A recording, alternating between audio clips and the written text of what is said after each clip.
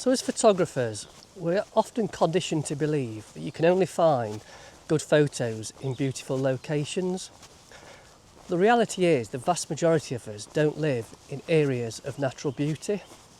So I'm out today in my local area looking to photograph a place that is far from beautiful. Some may describe it as ugly, boring and not particularly photogenic. The question is though, can I find any good images?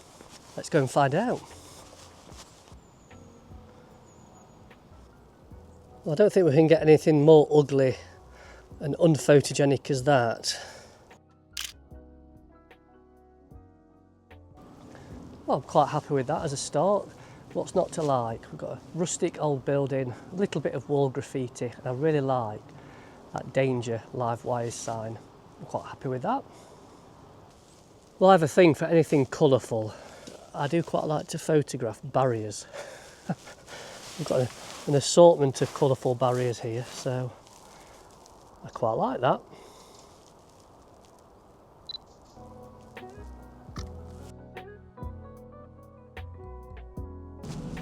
So if those first two images are anything to go by, I think it's fair to say that this is going to be quite challenging.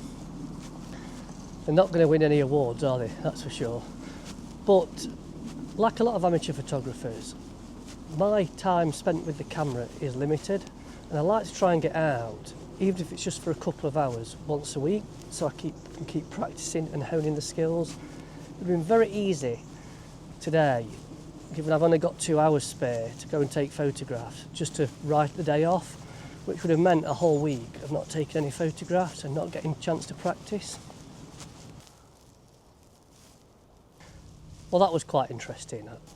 The abandoned house. Anyone who's been watching my videos for a while knows that I like scenes that ask questions. So the immediate things that went through my mind there was, why does no one live here? How long has it been left empty for? Where does the pathway lead to beyond that house? Just had a bit of a creepy vibe to it, which made it interesting for me. So one thing that I typically find I have to do when I'm out photographing ugly or boring locations like this one is just be observant, things I see along the way. So what's caught my eye here is the contrast between the nettles, the falling debris sign and the rock face. And the kind of image I've got in mind here is one that just reveals enough to kind of get that colour contrast between the three elements, but doesn't show the viewer the full scene. I want people to think, well, where's that debris going to fall from? Well, I know that it goes quite high up here. Yeah, it's definitely one of the things I have gained in terms of my observation skills. Another example of something that's caught my eye. Just quite like the shadow of the railings cutting through the middle of that door.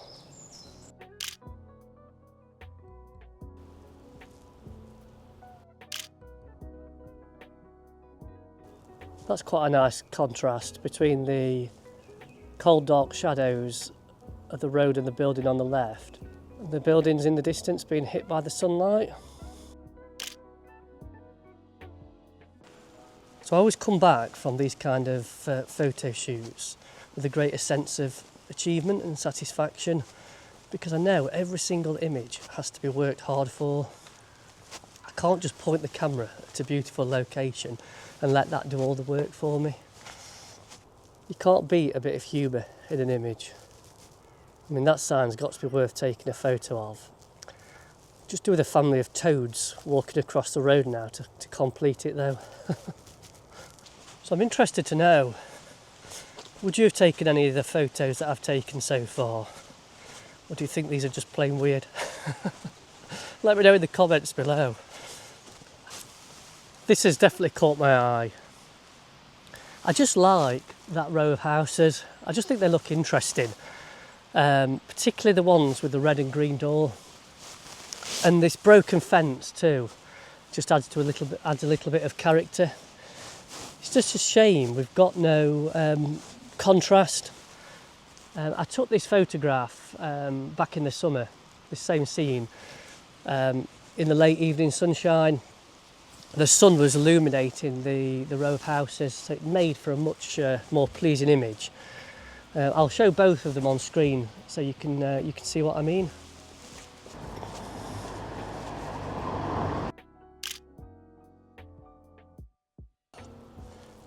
Photographic heaven for me, that. Road signs and barriers. Can't beat it. I've just walked around the other side of that this building for a much more pleasing shot. Some lovely light catching the side of the building and the roof. I mean, not too dissimilar from when you're photographing really picturesque and beautiful areas. I typically look to do a kind of 360-degree walk around subjects if I can, just so I can see how to make best use of any light that's available. So one thing that I really love about this type of photography is it's removing the barriers that previously existed for me in terms of reasons why I wouldn't have gone out and taken photographs. And I'm certainly not saying that any of the photographs I've taken today are unique, far from it. But I feel like I've had to think about all of them, and it feels like a good 2 hours spent with the camera, when it would have been really easy today just to not bother, given I had limited time available. One thing that is for sure, well, maybe for now at least, is I can't see AI wanting to recreate any of the photographs I've taken today. But to be honest, I don't know what you guys think, but I'm bored of seeing perfect photographs these days, which I think is one of the reasons why I'm drawn to this type of photography more and more. You know, I want to create things that I don't typically see shared all that often. Now I'm sure the purists out there that like to take the beautiful photographs, they will have switched off from this video a long time ago. But hopefully there's one or two other people that some of this resonates with, or if not, it's given them some motivation to want to go out and do something similar and make use of that little bit of time that we get as amateur photographers to go out with the camera. I think I prefer this one even more. I love all the foliage that started to gather around it. I just love the primary colours on show here.